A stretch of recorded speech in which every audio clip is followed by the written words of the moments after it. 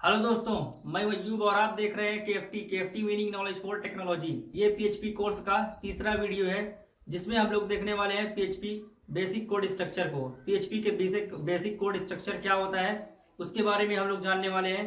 साथ ही साथ हम अपने पीएचपी के कोड को एचटीएमएल के साथ कैसे एम्बेड करेंगे इसको भी देखेंगे। और साथ में हम लोग देखने वाले हैं कि पीएचपी की फाइल को कौन से एक्सटेंशन से सेव करते हैं पीएचपी में।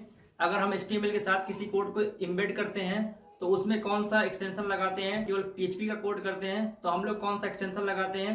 सारे एक्सटेंशन के बारे में हम लोग बात करेंगे और कैसे हम लोग फाइल को सेव करेंगे, कैसे अपने ब्राउजर में PHP के कोड को रन करवाएंगे, कैसे हम अपने HTML PHP के इम्बेड किए हुए कोड को कैसे ब्राउजर पे रन करवाएंगे। इन सारी चीज़ों को हम लोग इस वीडियो में कवर करने वाले हैं। तो चलिए वीडियो को स्टार्ट कर लेते हैं नॉलेज फॉर टेक्नोलॉजी के साथ।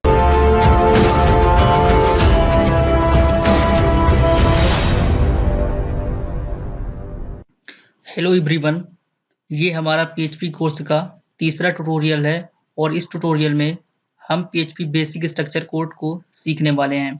हम पीएचपी के बेसिक स्ट्रक्चर कोड क्या होते हैं उनके बारे में जानेंगे और उनका प्रैक्टिकल देखेंगे। अब मैं आप लोग को पीएचपी कोड का जो बेसिक स्ट्रक्चर है, पीएचपी का जो बेसिक सिंटैक्स है वो बताऊंगा। तो ये देखिए, जब भी हम पीएचपी स्टार्ट करेंगे तो पीएचपी का कोड लिखने के लिए सबसे पहले हम इसे लेस देन स्टार्ट करेंगे, उसके बाद क्वेश्चन मार्क, फिर लिखेंगे पीएचपी और यहाँ पे क्लोजिंग टैग लगाने की ज़रूरत नहीं होगी। उसके बाद हम लोग क्या करेंगे, इसे क्लोज करने के लिए क्वेश्चन मार्क, फिर ग्रेटर देन और उसके बाद यहाँ पे पीएचपी का कोड लिखना स्टार्ट करेंगे।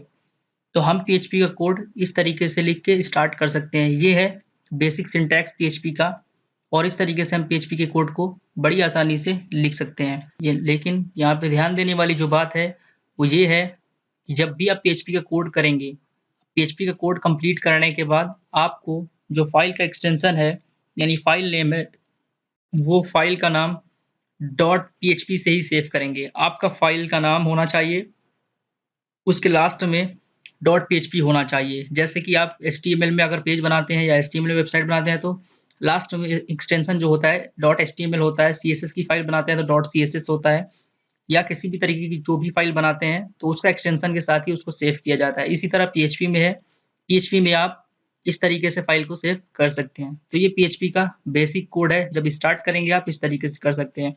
अब हम देखेंगे कि दूसरे तरीके से और भी हम किस तरीके से पीएचपी के कोड को एग्जीक्यूट करवा सकते हैं, यानी पीएचपी कोड को स्टार्ट कर सकते हैं एचटीएमएल टैग के अंदर, यानी एम्बेडेड करके एचटीएमएल के साथ कैसे पीएचपी का कोड हम लिख सकते हैं और उसका बेसिक स्ट्रक्चर क्या है, उसका बेसिक सिंटैक्स क्या है, उसके बारे में हम जानते हैं। तो आप देखेंगे ये एचटीएमएल के साथ एम्बेड किया हुआ पीएचपी का कोड है। आप जैसे भी देख पा रहे हैं मेरी स्क्रीन पे मैंने समझाया हुआ है कि आपको क्या करना है, पहले एचटीएमएल स्टार्ट करना है, फिर हेड सेक्शन लिखना है, उसके बाद टाइटल में आप ये चीज़ डाल सकते हैं, उसके बाद हेड को क्लोज करना है, उसके बाद ये बॉडी, उसके बाद फिर यहाँ से जो है पीएचपी का कोड स्टार्ट होगा। आपको सिंपली इस लेस देन से इसे स्टार्ट करना है, क्वेश्चन मार्क, फिर पीएचपी और बीच में पीएचपी का कोड आप जो भी करना चाहते हैं आप पीएचपी का कोड लिख सकते हैं। लिखने के बाद आप इसे क्वेश्चन मार्क और इस ग्रेटर देन से बंद करेंगे, फिर आपकी बॉडी टैग बंद होगी, फिर आपका लास्ट में एचटीएमएल बंद होगा। तो आप ये है, इस तरीके से भी आप पीएचपी के कोड को एग्जीक्यूट करवा सकते हैं। आप इस तरीके से भी पीएचपी के कोड को बड़ी आसानी से लिख सकते हैं, कोई भी प्रॉब्लम नहीं होगी। ये भी है तरीका, बेसिक स्ट्रक्चर है, ये सिंटैक्स है। यानी जब आप लोग आगे काम करेंगे एचटीएमएल के साथ एम्बेड करके तो आपको कुछ इसी तरीके से कोड को लिखना पड़ेगा। आपको एचटीएमएल की फाइल स्टार्ट करनी पड़ेगी, उसके बाद बीच में पीएचपी का कोड एग्जीक्यूट करवाना पड़ेगा। लेकिन यहाँ पे एक और चीज़ फिर से ध्यान देने वाली बात है, मैं आपको बार-बार बता रहा हूँ कि इस फाइल का भी नाम डॉट पीएचपी रखेंगे आप। इसका एक्सटेंशन जो है डॉट पीएचपी रहना चाहिए। यानी आप एचटीएमएल के अंदर पीएचपी के कोड कर रहे हैं, इसका मतलब ये नहीं कि आप फाइल का नाम एचटीएमएल रखेंगे या कुछ और रखेंगे। आपका जो एक्सटेंशन है वो डॉट पीएचपी होना चाहिए। चाहे आप एचटीएमएल पे एम्बेड करके लिख रहे हो या आप पीएचपी को ऐसे एग्जीक्यूट करवा रहे हो, आपको जो एक्सटेंशन है फाइल नेम एक्सटेंशन उसे लास्ट में डॉट पीएचपी रखना है और स्टार्टिंग में आप कुछ भी दे सकते हैं। आप कोई भी फाइल का नाम दे सकते हैं, जो आपकी रिक्वायरमेंट हो आप अपने हिसाब से उसका नाम दे सकते हैं।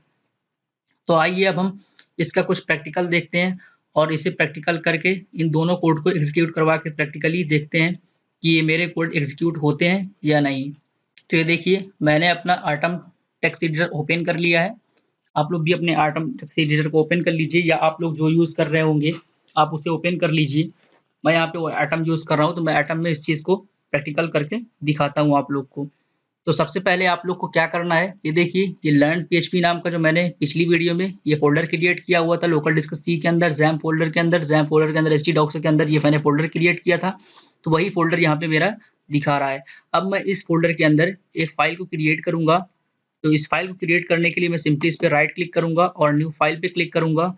न्यू फ़ाइल पे क्लिक करने के बाद ये मुझसे फ़ाइल का नाम पूछेगा, तो मैं फ़ाइल का नाम index.php दे देता हूँ और एंटर प्रेस करता हूँ। जैसे ही मैं एंटर प्रेस करूँगा तो आप देखेंगे ये मेरी फ़ाइल ओपन हो गई है। अब यहाँ पे मैं स्टार्टिंग वाला सिंटैक्स लिखने वाला हूँ और मैं आपको दिखाता हूँ एग्जीक्यूट करवा के कि एक्चुअल में पीएचपी का ये सिंटैक्स वर्क करता है कि नहीं। तो सिंपली आप लोग को क्या करना है कि लेस देन स्टार्ट करना है, उसके बाद क्वेश्चन मार्क, इसके बाद मैं लिखूंगा पीएचपी, पीएचपी के बाद मैं सिंपली एंटर करूंगा और इसके अंदर मुझे जो स्टेटमेंट प्रिंट करवानी है तो मैं सिंपली यहाँ पे लिखूंगा इको और स्ट्रिंग के अंदर मैं वो स्टेटमेंट पास कर दूंगा। जैसे मुझे प्रिंट करवाना है हेलो वर्ल्ड, मैं इस चीज़ को सेव करूंगा कंट्रोल एस दबा के।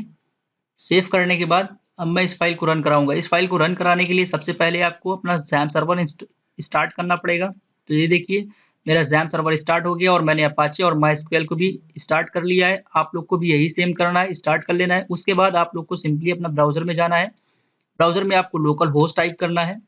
लोकल होस्ट टाइप करने के बाद आपको लर्न पीएचपी जो मैंने फोल्डर बताया था उस फोल्डर को एक्सेस करना है। तो मैंने उस फोल्डर को एक्सेस किया तो ये देखिए मेरी हेलो वर्ल्ड की जो फाइल है वो मुझे मिल गई है। यानी मेरा जो ये कोड है ये प्रॉपर वर्क कर रहा है, मतलब जो स्टेटमेंट है वो प्रॉपर वर्क कर रहा है।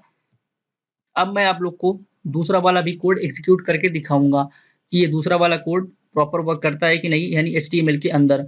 तो सिंपली आप लोग को क्या करना है, इस चीज़ को कट कर देना है। कट करने के बाद आप यहाँ पे स्टार्ट करेंगे HTML।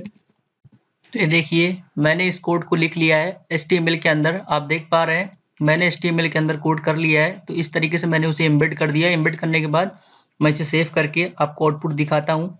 आप देख पा रहे हैं मैं अपनी स्क्रीन पे जाऊँगा, मैं अपने ब्राउज़र पे आऊँगा और मैं दोबारा से रिफ्रेश कराऊँगा तो आप देखेंगे ये देखिए मुझे रिजल्ट मिल गया हेलो KFT इन हिंदी।